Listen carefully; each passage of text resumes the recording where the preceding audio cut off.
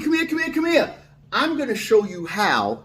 Better yet, I have a question. Have you ever went to have shrimp and you were going to serve it and you wanted it to be so sexy and beautiful, but you were like, oh, I have to peel it and I have to slice it down the back to devein it? No, you don't. Let me show you how you can execute this without peeling your shrimp, without slicing it down the back and butterflying it, where you can take out that poop track.